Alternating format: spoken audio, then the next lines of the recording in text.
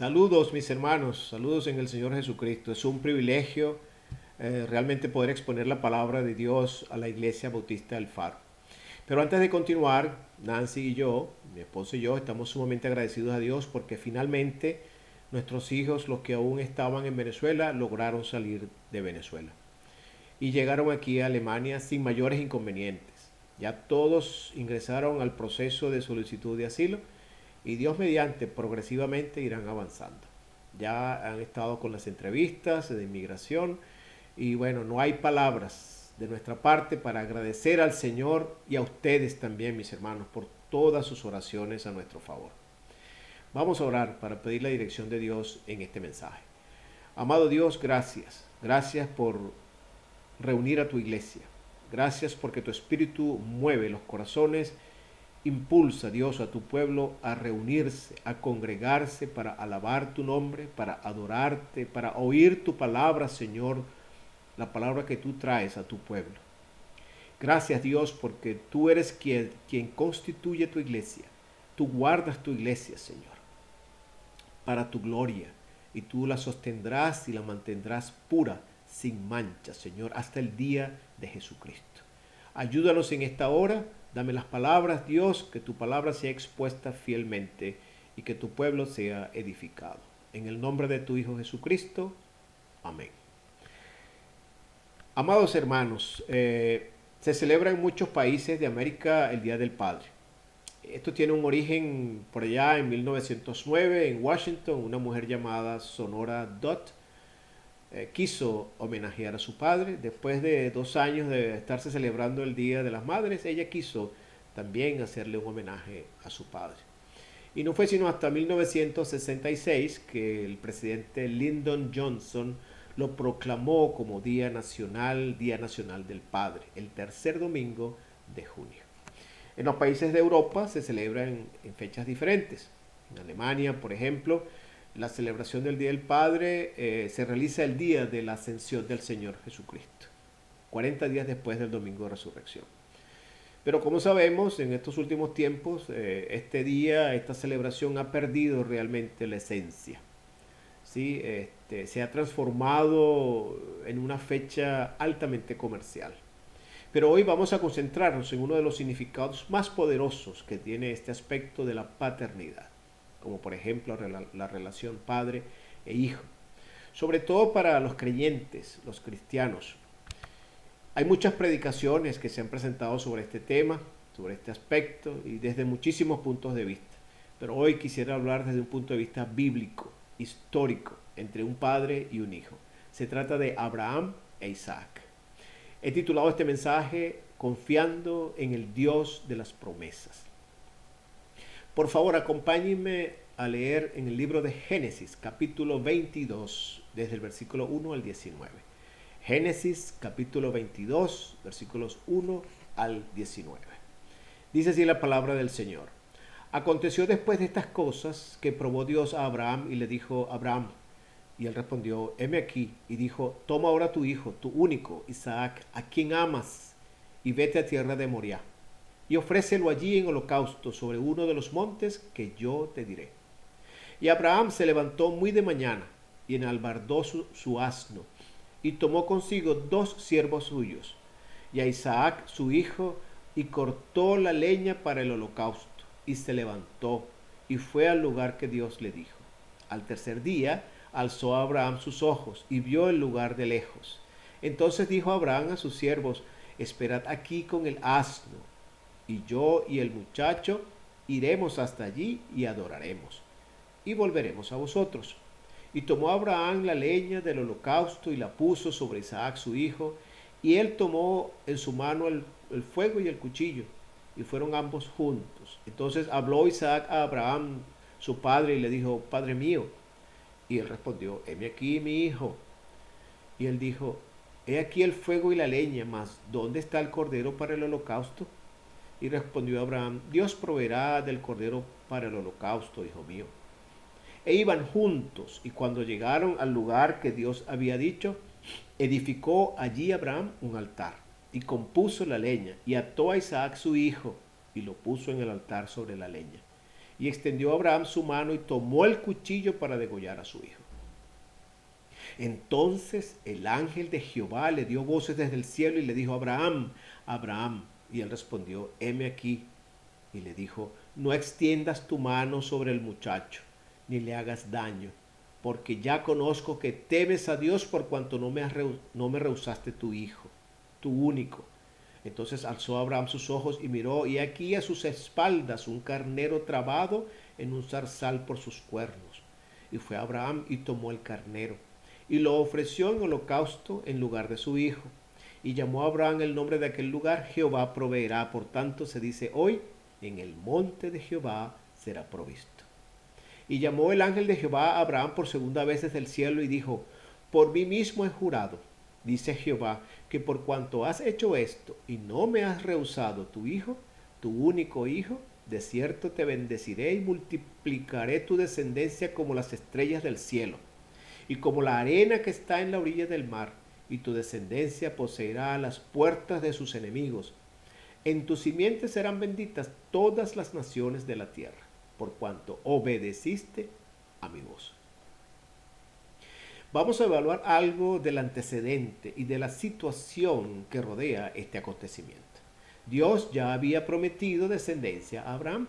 Leemos en Génesis capítulo 15, versículos 4 y 5. Luego vino a él palabra de Jehová diciendo: no te heredará sino un hijo tuyo será el que te heredará.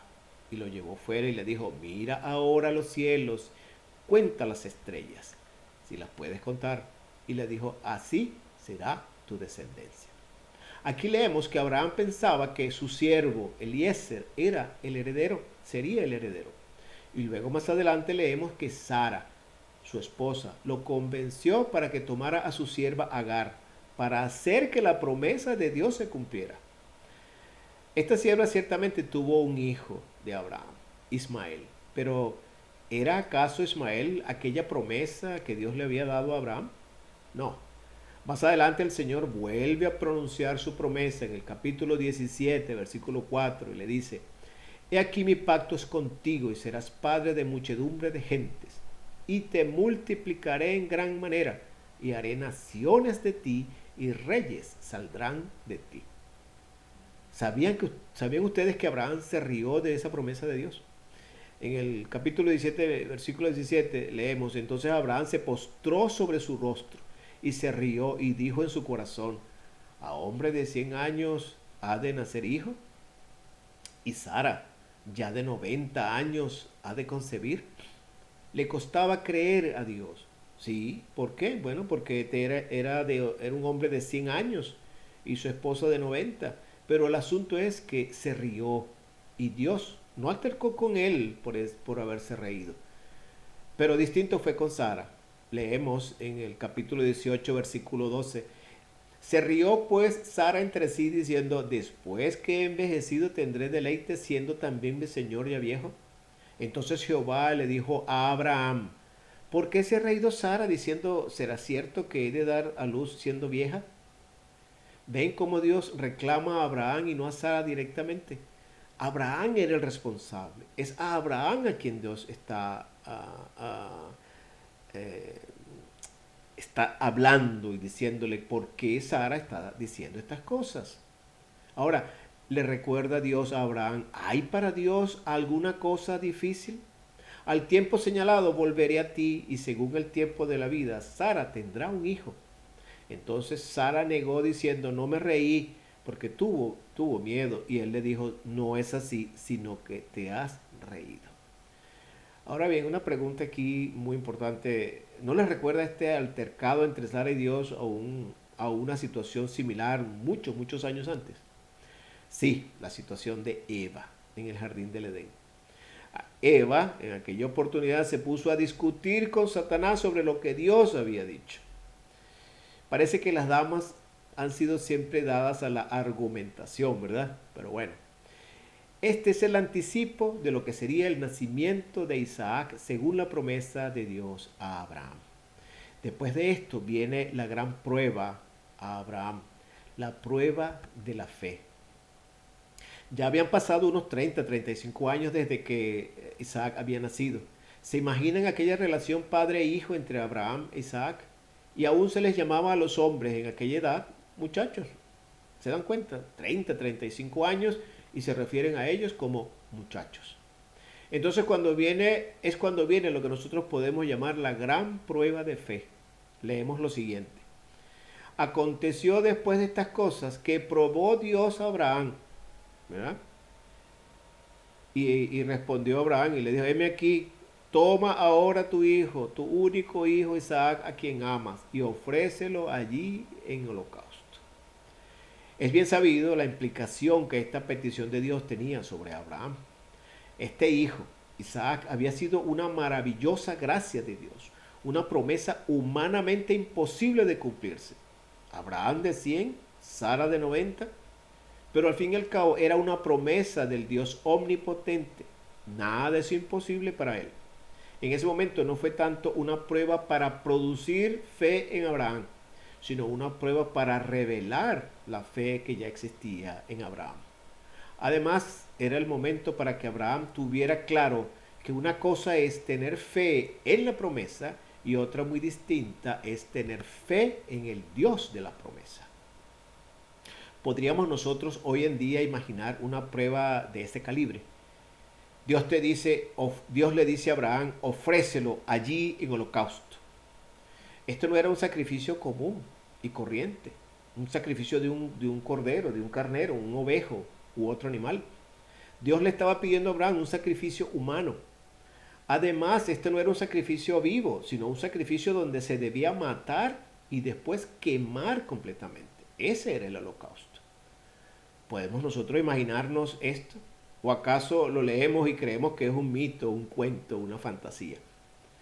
Esto es un hecho histórico, hermanos. Sucedió realmente. Dios probó la fe de su siervo de una forma incomprensible. Solo se repetiría algo así como unos 1000 años después con el Señor Jesús. Luego leemos sobre cómo Abraham preparó calmadamente todo para llevar a cabo la obediencia al mandato que Dios le había hecho. Y él obedece irrestrictamente. Dios le dice a Abraham, ofrécelo allí en holocausto. Le dice el Señor, ofrécelo allí en holocausto. ¿Cómo respondería usted a una petición así de Dios, de un hijo suyo?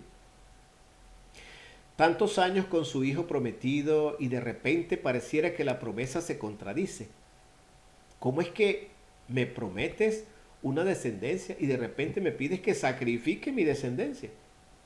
Pero Abraham no hizo esa pregunta, no vaciló, no dudó. La respuesta de Abraham no se tardó, ni siquiera lo pensó 2 veces, como decimos nosotros. De inmediato, quizá con dolor, con algo de ansiedad, comenzó a hacer los preparativos para el viaje de aproximadamente unos 70 kilómetros, 3 días de camino. El muchacho iba con su padre a hacer el holocausto al Señor, un sacrificio de adoración a Dios, sin saber que él mismo era el sacrificio. No puedo ni siquiera imaginar los pensamientos que pasaban por la mente de Abraham. Dice la palabra que se levantó muy de mañana. Estaba decidido a obedecer. En su mente no cabía otra idea, sino el deseo de obedecer la demanda de su Dios. Su corazón, aunque quizás lleno de ansiedad, estaba firme y dispuesto a obedecer.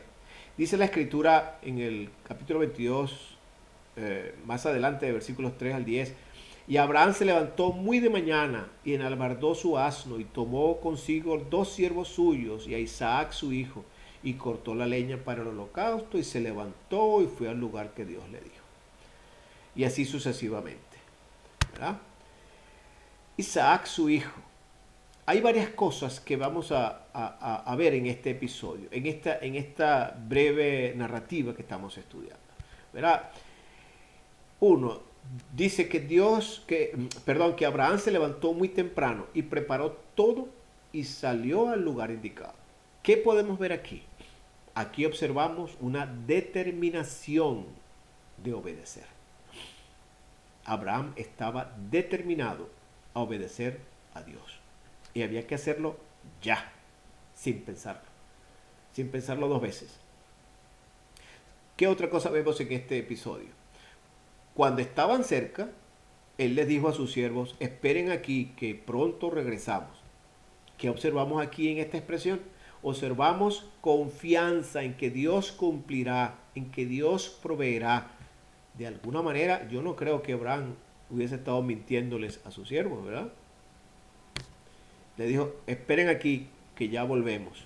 Pareciera que Abraham de alguna manera confiaba que Dios iba a proveer un sacrificio distinto al de su hijo. ¿Ah? Luego, número 3, el muchacho le dice, Padre mío, tenemos todo, pero ¿dónde está el cordero? El muchacho ignoraba todo el plan. Sin embargo, el muchacho daría una lección de obediencia también. No se rehusó. Su padre lo ató, lo acomodó y lo colocó sobre el altar donde se iba a hacer el sacrificio. 4. El padre responde, Dios proveerá el cordero, hijo mío. Aquí observamos nuevamente confianza en que Dios cumplirá, en que Dios proveerá. Finalmente, otro aspecto, iban juntos, dice la palabra. Aquí observamos la calidad de relación entre ambos. Expresiones como Padre mío, Hijo mío, iban juntos, nos muestran una relación buena, una buena relación entre ambos. Otra cosa, en el momento exacto, cuando él extendió su mano y tomó el cuchillo para degollar al muchacho, aquí volvemos a observar, hermanos, determinación a obedecer. No puedo imaginarme el corazón de Abraham. No puedo imaginarme los pensamientos de Abraham. Pero él tomó el cuchillo, estaba determinado a obedecer a Dios. Era el deseo profundo de Abraham obedecer a Dios, aún a costa de su propio hijo, su único hijo, su hijo amado. Recuerden que Dios le dijo, toma ahora a tu hijo, tu único, Isaac, a quien amas. Entonces el deseo y la determinación de obedecer es tomado como si ya el hecho se hubiese consumado. Ahora veremos más tarde que para Dios un deseo es como un hecho. El Señor le dice que por cuanto has hecho esto y no me has rehusado tu hijo, tu único hijo, o sea que aun cuando no llevó a cabo el sacrificio, sino que estaba determinado, pensó, deseó hacerlo para obedecer, ya Dios lo tomó como un hecho. Solo el deseo y la determinación de obedecer a Dios genera una respuesta favorable de parte de Dios. Y es entonces que se producen los milagros, los hechos inexplicables humanamente, las proezas humanamente imposibles, se hacen realidad en Dios. Vivencias así como esta que sucedió hace muchísimo tiempo se llevan a cabo sin obstáculos, porque para Dios, mis hermanos, no hay nada imposible. Y sobre todo cuando se procede en obediencia a su palabra. Pero después repentinamente se produce la intervención misericordiosa de Dios. En Génesis, en el versículo 11, leemos, entonces el ángel de Jehová le dio voces desde el cielo y le dijo, Abraham, Abraham, no extiendas tu mano sobre el muchacho, ni le hagas daño, porque ya conozco que temes a Dios por cuanto no me has rehusado tu hijo, tu único hijo. Aquí inmediatamente la intervención divina se hace ver. La intervención divina no se hace esperar. Inmediatamente el Señor detiene la mano de Abraham. Así el Señor culmina la prueba de fe y cumple su promesa. En el último segundo, el Señor interviene. Luego de todos los preparativos, luego de la larga caminata, luego de la preparación del altar del holocausto, en el preciso momento, justo allí, interviene Dios amorosamente. Y viene justo la respuesta en promesa, la esperada respuesta de Dios diciendo, por cuanto has hecho esto y no me has rehusado tu único hijo, leemos, de cierto te bendeciré y multiplicaré tu descendencia como las estrellas del cielo, como la arena que está a la orilla del mar, y tu descendencia poseerá las puertas de sus enemigos. En tu simiente serán benditas todas las naciones de la tierra por cuanto obedeciste mi voz. He allí la respuesta, la promesa, la bendición de Dios. Ahora bien, ¿qué podemos aprender de todos estos episodios de la experiencia vivida por Abraham? ¿Cómo podemos usar esta historia de Abraham e Isaac para nosotros hoy? ¿Qué podemos aprender como padres? Primero, debemos conocer, atesorar y creer las promesas de Dios para sus hijos, para su pueblo. En otras palabras, conocer las escrituras, atesorarlas, meditarlas y sobre todo, hermanos, creerlas. Más que lo que ellas llevan consigo, por quién es quien promete. Las promesas de Dios son creíbles y plenamente confiables, porque es el Dios de las escrituras, el Dios de Abraham, quien las establece. Creer las promesas, pero primordialmente creer al Dios de las promesas. Quizá no nos reímos de lo que Dios promete, tal como lo hicieron Abraham y Sara, pero muchísimas veces dudamos de las promesas de Dios igualmente. Por ejemplo, he aquí 3 promesas, quiero mencionarles 3 promesas, entre muchas, muchas otras, pero solo por mencionar algunas que a mí particularmente me llenan de mucha, mucha confianza. Primera de Juan 1:9 dice: si confesamos nuestros pecados, Él es fiel y justo para perdonar nuestros pecados y limpiarnos de toda maldad. Y hay una promesa. ¿Creemos esa promesa? Si la creemos, ¿por qué entonces no confesamos nuestros pecados? ¿Creemos que podemos ser limpiados de toda nuestra maldad? ¿No le gustaría, usted no cree que viviría una vida realmente santa y agradable a Dios siendo limpio de toda maldad? Eso es una buena pregunta. Otra promesa, Mateo 11:28. Venid a mí todos los que estáis trabajados y cargados, y yo os haré descansar. ¿Cuántas veces no nos sentimos agobiados por la vida? ¿Por qué entonces no vamos al Señor Jesús con corazón abierto, humillados, reconociendo nuestra incapacidad de superar nuestras vicisitudes, siendo totalmente dependientes de Dios y diciéndole: Señor, aquí estoy, cargado, trabajado, angustiado, deprimido, triste? Trae paz a mi corazón. Inunda mi alma con tu paz, tu verdadera paz. ¿Por qué no lo hacemos? Quizás porque no creemos en esa promesa de que el Señor nos hará descansar. Necesitamos ese descanso. Otra cita, Filipenses 4:19, dice así: mi Dios pues suplirá todo lo que os falta conforme a sus riquezas en gloria en Cristo Jesús. Esta es una de esas promesas de todos los días, que va en conjunto con las necesidades de cada día de la vida sobre la tierra. ¿Creemos que Dios nos suplirá lo que nos falta? ¿Cuántas veces no andamos como pordioseros espirituales porque no hemos creído realmente que Dios nos suplirá lo que nos falta? Principalmente en el ámbito espiritual, porque lo material será un subproducto de lo espiritual. Y así andamos burlándonos de las promesas de Dios y buscamos por nuestros propios medios, y es entonces cuando nos metemos en problemas, como le pasó a Abraham y a Sara con Agar y su hijo bastardo Ismael. Creemos que podemos arreglar las cosas por nosotros mismos y creemos que Dios no necesita de nuestra ayuda, porque es que, bueno, parece que a Dios se le olvidó su promesa. No, Dios es fiel, siempre, siempre es fiel. Segundo, aprender que Dios probará nuestra fe, mis hermanos, para verla expuesta a toda costa. Cada ocasión de la vida en donde vemos tantas contradicciones, tantos obstáculos, tantas circunstancias opuestas a nuestros planes, allí podría Dios estar probando nuestra fe. En ocasiones drásticas de enfermedades extremas, incluso la muerte, allí podría Dios estar probando nuestra fe, buscando que demos un destello inconfundible de nuestra fe en Él y en nada más que en Él. Dios le dijo a Abraham: sacrifícame a tu único amado hijo. ¡Wow! ¡Qué prueba más grande! En muchas ocasiones vamos por la vida reprobados en fe. Reprobados porque en cada prueba no llegamos ni a responder con determinación. Mucho menos pasaríamos unos días preparándonos para obedecer completamente a Dios. Aunque sea llorando, con dolor, pero de verdad hacerlo. Pasar la prueba de fe, mis hermanos, implica una determinación interna en confiar que Dios no me desamparará. Voy a repetir esta frase. Pasar la prueba de la fe implica una determinación interna en confiar que Dios no me desamparará. ¿Cómo responderemos a las pruebas?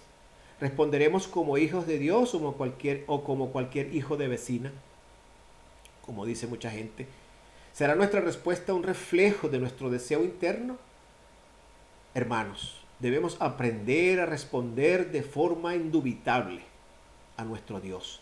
Debemos aprender a verdaderamente confiar que Dios está en control, que Él gobierna todo, que nada escapa a su poderosa e inviolable voluntad y soberanía.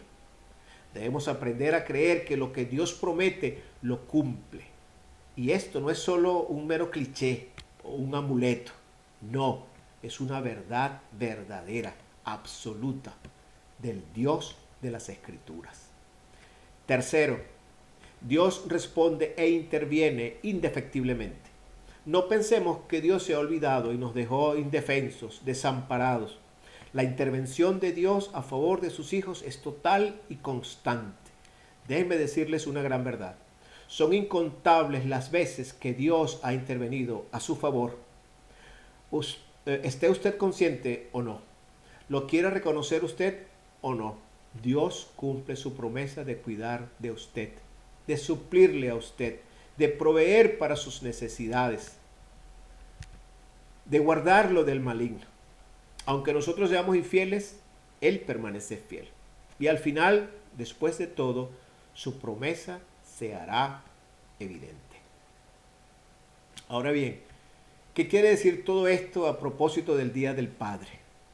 Quisiera extenderme más en esto, pero quisiera exponer solo unos 3 elementos con respecto a los padres. En primer lugar, Padre, Dios te concedió la bendición de poder tener hijos. Ha sido su gran poder y cuidado por lo que hoy disfrutas el ser padre. Seguramente lo amas, los cuidas, provees para ellos, pero no olvides nunca que ellos son un regalo de Dios. Dios te los concede para obrar carácter en ti, para enseñarte a amar más allá de ti mismo. Otra cosa, no te pertenecen. Eres un mayordomo de tus hijos. ¿Podría Dios probar tu fe como lo hizo con Abraham? La respuesta es sí. Los hijos nacen, crecen y se van. Isaac ya era de más de 30 años. Dios pudo haber decidido en algún momento, bueno, ya es tiempo. Ya Abraham ha aprendido a ser padre. Vamos a quitarle a Isaac. ¿Quién podría osar altercar con Dios si Dios decidiera algo así? Nadie. Pero Dios, en su inmenso amor y sublime misericordia, nos permite disfrutar de nuestros hijos. Aprendamos a los golpes.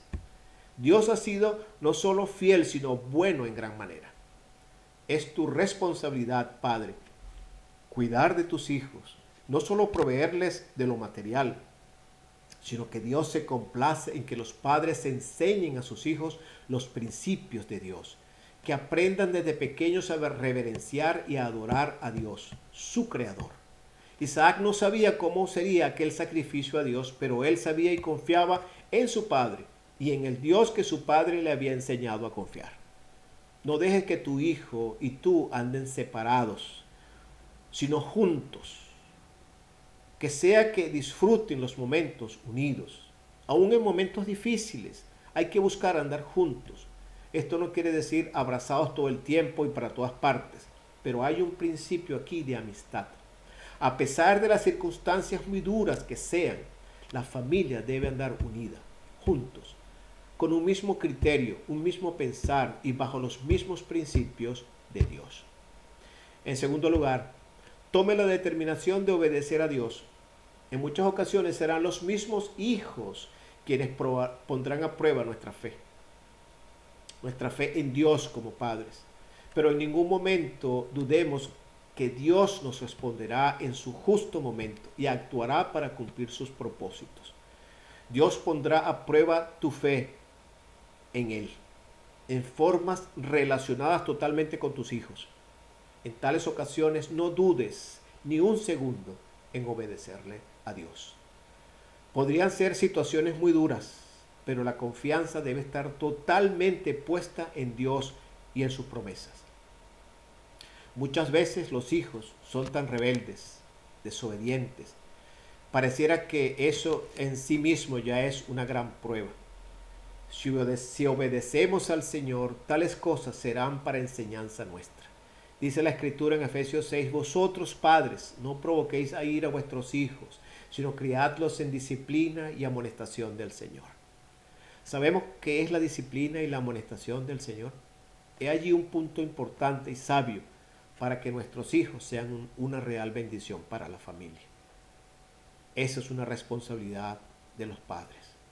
Papá, ¿estás dispuesto a criar a tu hijo en la disciplina y la amonestación del Señor? ¿No sabes cómo hacerlo? ¿Necesitas ayuda para lograrlo? Bueno, eso es un aspecto importantísimo que a nivel de iglesia debe tocarse, para lograr la armonía entre la obediencia de nuestros hijos a sus padres y nuestra propia obediencia como padres a nuestro Dios. Pero debemos tomar la determinación de obedecer a cualquier costo. Tercer lugar, Dios va a intervenir para que sus propósitos se lleven a cabo. Debemos confiar que Dios intervendrá misericordiosamente y amorosamente. Cualquiera sea la circunstancia de la prueba, sea rebeldía, enfermedad, escasez, pleitos, falta de humildad, etc., Dios intervendrá. ¿Eres tú un hijo de Dios? Tenga por seguro que Dios no le desamparará, pues Él ha prometido ser fiel. Aun cuando seamos nosotros infieles, Él permanece fiel. Dios lo demostró con Abraham, así lo demostrará con todos sus hijos. Reconozca usted las bendiciones y los regalos de Dios. Sea fiel y obediente a Dios. No deje que su fe decaiga, sino que en medio de las pruebas se fortalezca. Y finalmente crea que Dios amorosamente y misericordiosamente le responderá y Él intervendrá para su propia gloria primeramente y también para la bendición de su pueblo. Amados hermanos, vamos a orar, vamos a darle gracias a Dios por la bendición de su palabra, porque nos enseña cómo obra un padre, como padre con su hijo y como hijo obediente al Dios de las Escrituras. Vamos a orar. Amado Dios, te damos gracias por tu palabra, porque en ella encontramos, Dios, enseñanza y edificación para nuestras almas. Tú eres el Padre por excelencia, indudablemente, Señor, y creemos fielmente que las Escrituras nos enseñan que no hay mejor ilustración que la relación de padre e hijo, como la que tenemos nosotros contigo, Señor. Ayúdanos, ayuda a tu iglesia, Señor, sobre todo a los padres, a los hombres, a ser mejores padres, apegados a tu palabra, obedientes a tus mandamientos, Señor, cumpliendo su responsabilidad, criando a sus hijos en disciplina y amonestación del Señor. Gracias, Dios, gracias por todos esos papás que están hoy aquí reunidos. Te pido, Dios, una bendición para ellos y para sus hijos. Obra tú en medio de la familia de tu pueblo, Señor. Obra, Padre. En el nombre de tu Hijo Jesucristo, te lo pedimos dándote muchas gracias. Amén. Dios los bendiga, hermanos. Dios los bendiga. Un abrazo inmenso para todos. Les amamos entrañablemente. Un abrazo. Dios les guarde.